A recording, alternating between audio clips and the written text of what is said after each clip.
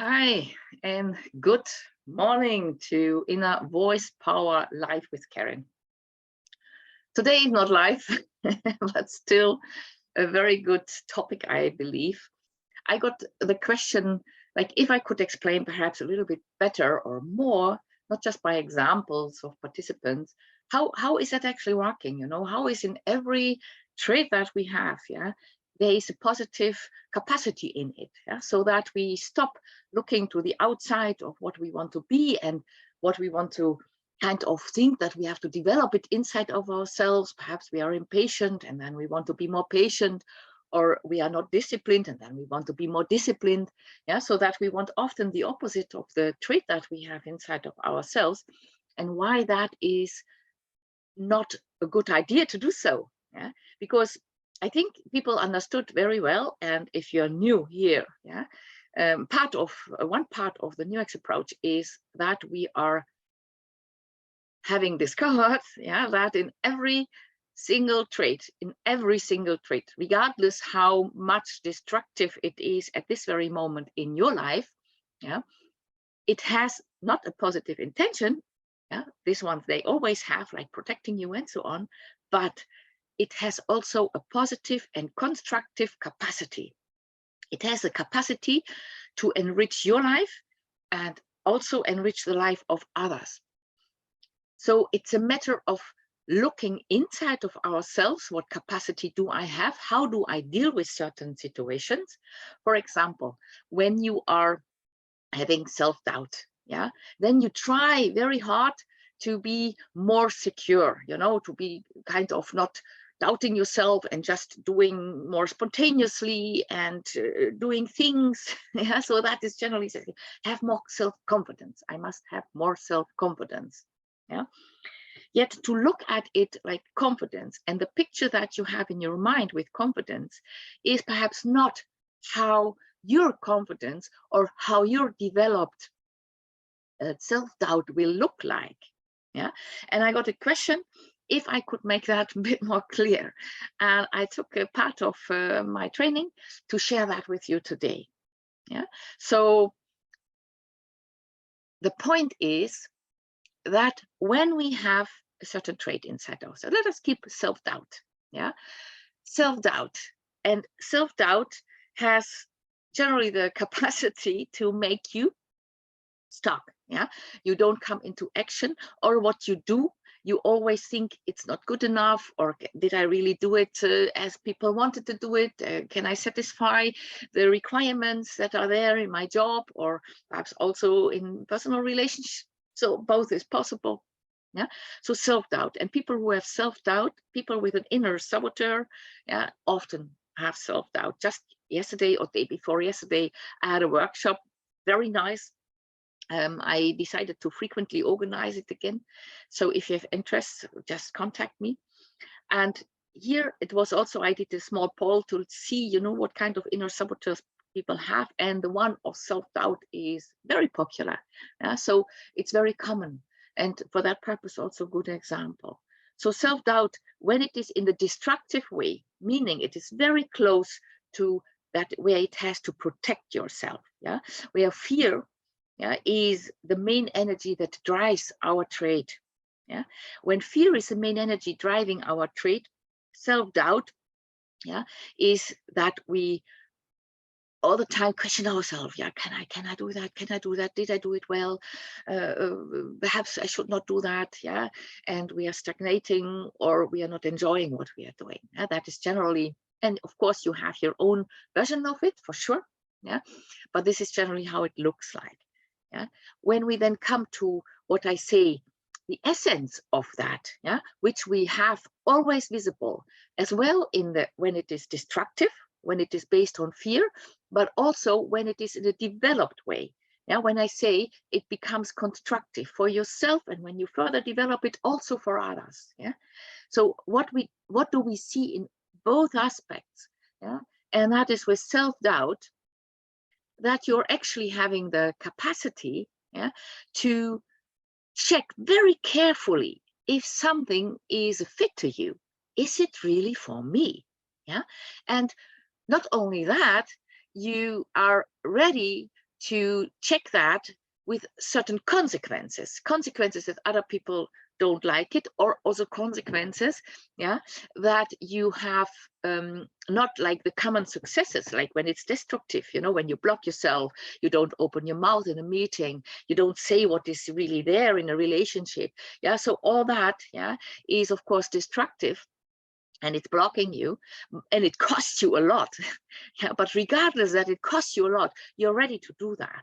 And in the destructive side, that all sounds crazy. Why would someone want to do that? Why would someone want to have such kind of behavior? Rid with it, go.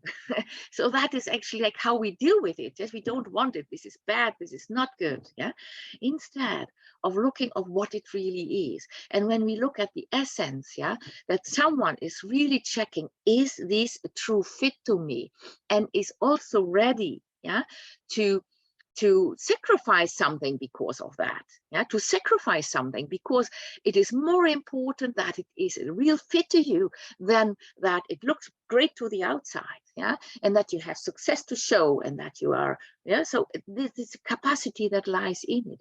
And when we move that one to the constructive side, that means we take the self-doubt and we really nourish it. We create this nourishing environment for that part so that it can develop naturally in its very own pace, in its very own style, how it wants to express itself, yeah. And we move it, and it is fearlessly expressing itself, yeah. Then doing exactly what is a fit to me. Also, if there are consequences, I'm ready to take consequences on that, yeah. Then real authenticity is coming here to shine, yeah? People who have self-doubt just don't do everything. They're very careful to find their own fit, and not based anymore on the protective side, but on the constructive side. And the constructive side is really, who am I, and how do I want, what is living within me? So what belongs to my real nature? And that is what I want to express. So the self-doubt for you, and if you are one who has it, yeah, and when you are really taking it in and says, yes, I love my self-doubt because I see what you really are for me. Yeah? When you see that, yeah, then it feels also seen. It feels for, yes, finally someone really sees me. And then it develops further. It develops further. And it comes to the point, yeah, that you are, regardless if it looks good to the outside, you reliving your own life that is a fit to you. You make choices that are truly yours based off your inner truths. Yeah? And that all lies in the self-doubt. When you just wanted to become more confident and you look to the outside, I have to become more confident, yeah, then you have missed out absolutely the beauty that lies in this self-doubt. You have missed it. You will never have it. Yeah, and being confident and also in the meetings and all that still is disconnected from who you are. Yeah, it's not bringing the quality out that lies in your self-doubt. And this is how it goes with every single quality, every single trait that you have, regardless how much on a destructive side it is at this very moment. You need it because it is all an expression of you. You can see the essence, that one which is visible as well in the destructive side, as well in the constructive side, in both aspects on the line. Yeah, it is you. And it is coming from within. It is natural. It belongs to you. And you can't get rid of it, but you can develop it further. And that's a Nuix approach. This is one of the very essential aspects of the Nuix approach, to develop that surrounding energy where you develop naturally, yeah, because you don't make a plan. You don't look like, I want confidence, so now I have to force myself, no, and perhaps to heal, and I have to do this, and I have to have more self-love, and I have to, so that I can confidence, so as the other people are showing their confidence. But let me tell you, your self-doubt, your authentic expression is unique. It cannot be seen from the outside. You can only watch it to develop. Now you can watch it to develop, just like you develop the child who develops self further. Yeah, and you can just pave the way and create a space where development can take place. But you cannot force development. You cannot choose development. You cannot say to your child, oh, you can draw nicely when it's 5. You become a Picasso. And now you do everything that it becomes a Picasso. But you miss out perhaps how that child, if perhaps it wants to be an tattoo artist. Yeah, so and the tattoo was not on your movie. Yeah, but you cannot, just like you cannot direct a child in advance to how it should be and how it should look like. Yeah, you cannot do that with yourself. You only can create this space, yeah, this space making attitude for yourself where development is natural. And you can be there for you in that development. And that is the way as development is actually going. And another part comes with it, because when you choose that way of development, yeah, that you really are curious of who you are, and you don't judge on how a certain aspect of you is showing itself at this very moment, but you directly know this is also a beautiful and very unique and an essential part in me. Yeah, not just accepting. Yeah, no. This goes much further than that. Yeah? So when you see that, development becomes joyful, exciting. Yeah, you're not planning. You're not planning everything ahead how you should be, and you always are confronted again with a feeling of insufficiency because you want things that is not yours. And how should you feel then? How would this child feel who is forced to be something? And even with love, and says, this is good for you, do this. Yeah, so I see a great musician in you, you must do that. Yeah, I see the talent. Yeah, so no, talents come and go, and sometimes they are just a piece of the whole puzzle.